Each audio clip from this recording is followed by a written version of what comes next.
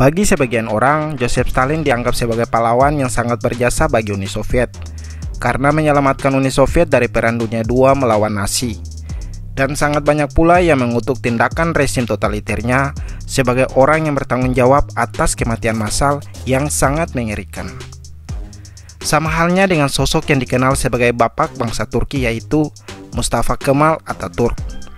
Mustafa dikenal dengan aksinya yaitu merevolusi Turki menjadi bangsa yang lebih modern. Sekaligus ia dianggap sebagai penyelamat bangsa Turki dari penjajahan.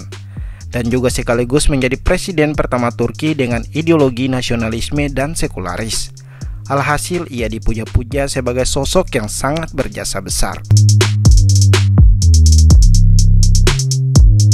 Tetapi bagi sebagian orang, ia adalah sosok penghancur yang sangat kejam. Dan jika ditelusuri lebih jauh, ia merupakan orang yang berambisi serta seorang penjahat yang sangat brutal. Kegilaan itu terjadi karena ia membinasakan eksistensi kekhalifahan Turki yang telah bertahan ratusan tahun dan mendirikan Republik Turki yang merdeka dari sisa-sisa keruntuhan Kekaisaran Ottoman. Meskipun Turki sudah menjadi negara yang demokratis, Mustafa masih saja menjalankan kepemimpinannya secara otoriter, dan banyak hal-hal buruk yang dilakukan oleh Mustafa untuk melengkapi kediktatorannya. Penasaran dengan kehidupan dan perjalanan panjang Mustafa Kemal Atatürk? Berikut dunia historiografi akan merangkumnya.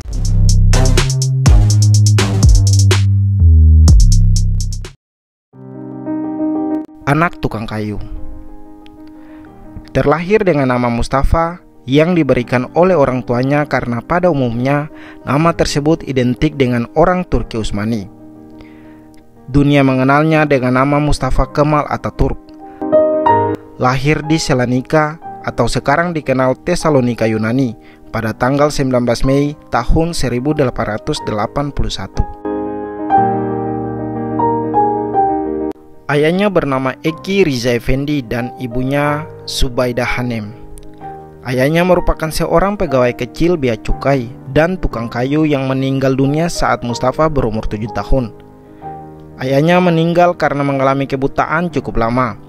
Bahkan ayahnya meninggalkan keluarga tersebut dalam keadaan miskin. Sementara ibunya merupakan seorang muslim taat yang menginginkan Atatürk kelak menjadi seorang sarjana yang taat beragama. Bahkan sejak kecil, Atatürk sudah diajarkan secara ketat untuk membaca Quran. Walaupun lahir dari keluarga miskin, seorang Atatürk muda tidak merasa sedih atas keadaan itu. Bahkan ia pernah berkata dengan bangga kepada ibunya bahwa "Ibu, saya kelak akan menjadi orang besar." Ibunya hanya tersenyum atas perkataan tersebut.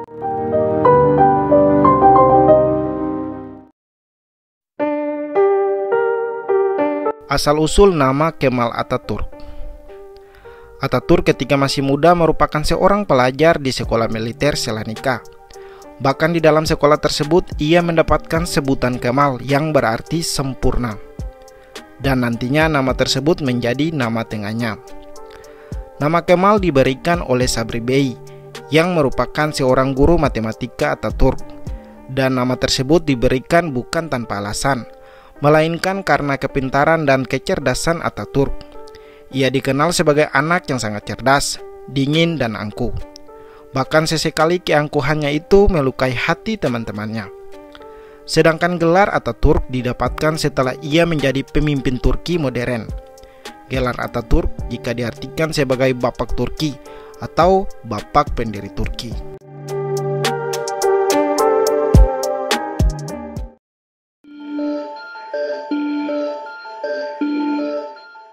Karir militer. Pada umur 20 tahun, ia mulai masuk ke Akademi Perang Utsmani atau Sekolah Militer Pemerintah pada tanggal 13 Maret tahun 1898. Dan sekolah militer tersebut dikontrol langsung oleh Sultan Hamid II. Kemudian Atatürk berhasil lulus dari sekolah akademik pada tanggal 11 Januari tahun 1905 dengan posisi sebagai Kapten Staf dan memilih bergabung ke pasukan Ottoman.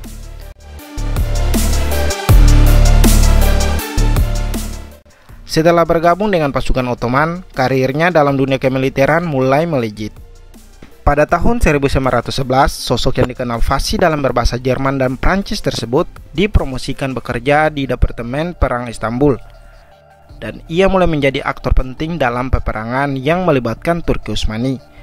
Dan kemudian dinobatkan sebagai komandan Turki di Libya karena menghadapi agresi Italia dengan taktik yang sempurna. Bahkan Sultan Ottoman mulai kewalahan menghadapi sekutu tidak membuat Mustafa putus asa. Dia malah bersama pasukannya memainkan peran penting dalam menunjukkan perlawanan. Bahkan ia sangat berperan penting tahun 1915 dalam membantu menghentikan Prancis dan Inggris menguasai Istanbul. Akhirnya ia dipromosikan menjadi brigadir jenderal atas keahliannya menghadapi sekutu. Tetapi ia sempat ditahan dengan tuduhan terlibat dalam gerakan anti monarki yang mendukung kritik atas pemerintah sultan yang menurutnya begitu lemah. Tetapi tak berselang lama, ia kemudian dibebaskan atas bantuan Risa Pasha yang merupakan mantan direktur sekolah militernya dulu. Setelah dibebaskan, ia kemudian mendapatkan promosi sebagai kapten staf di pasukan kelima Turki yang bermarkas di kawasan Damaskus, Suriah. Di sanalah ia mulai terlibat dan mulai bergabung secara sepihak dengan kelompok rahasia revolusioner bernama Vatan ve Hurriyet, yang merupakan sebuah kelompok rahasia yang menentang rezim otokratis Sultan Ottoman Abdul Hamid II.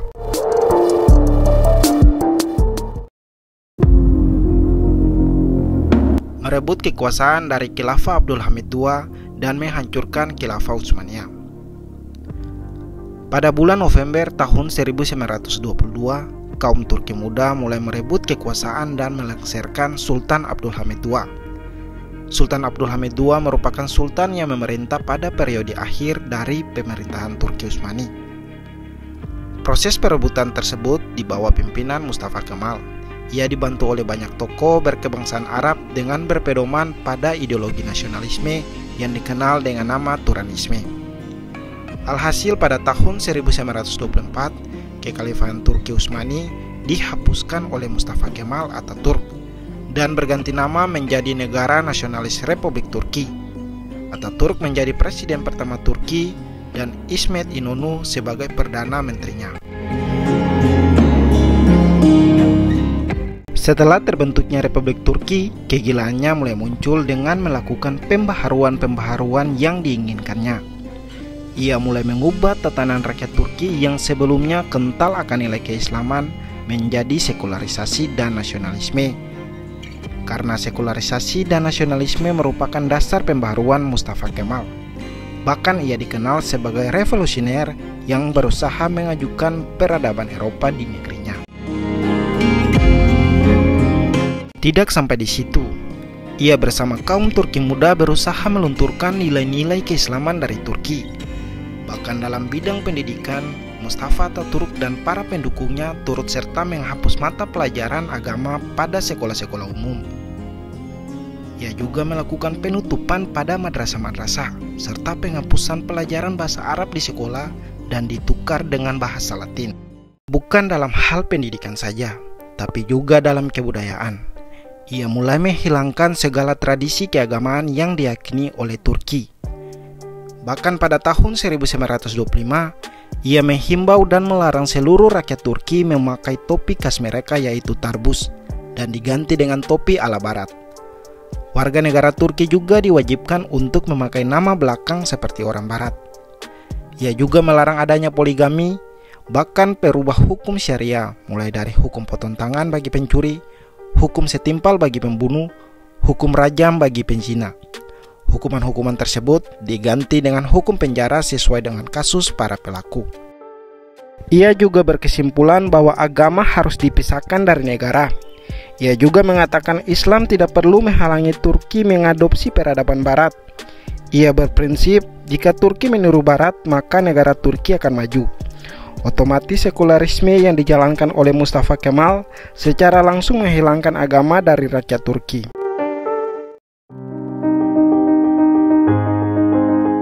Tidak memiliki anak. Atatürk menikahi seorang wanita cantik dan terpelajar sekaligus berpendidikan Eropa bernama Latifah Hanim yang berasal dari Izmir. Tetapi selama masa pernikahan tersebut, Ataturk tidak dikaruniai anak. Alasan tersebutlah Ataturk lebih memilih untuk mengadopsi 8 anak. Tetapi pernikahan tersebut diakhiri dengan perceraian lantaran sering berselisih dan berbeda pendapat. Mustafa Kemal sering memaksa istrinya untuk berpakaian seperti seorang laki-laki pada umumnya dan menuntut persamaan hak bagi kaum wanita. Hal itu sangat bertolak belakang dengan kepribadian istrinya yang sangat kental akan nilai keislaman.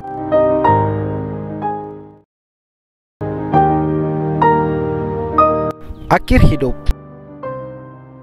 Setelah bercerai dengan istrinya, kehidupan Mustafa mulai kacau dan mabuk-mabukan sampai ia menjadi kecanduan alkohol.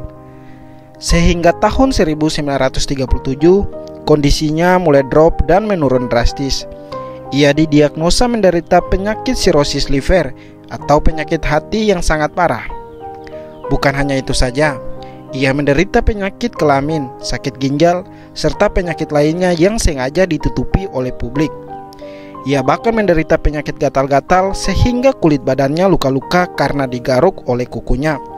Tubuhnya sangat panas sampai ia berendam di tengah laut untuk menurunkan suhu tubuhnya. Ia menjerit kesakitan dengan apa yang dideritanya. Apakah ini merupakan sebuah karma untuknya? Pada akhirnya, Mustafa Kemal meninggal di Istanbul pada tanggal 10 November tahun 1938 pada umur 57 tahun. Jenazah Ataturk kemudian dibawakan ke Ankara yang disemayamkan di Museum Etnografi. Tetapi kemudian jenazahnya dipindahkan pada tahun 1953 ke sebuah mausoleum yang dibangun di pinggir kota.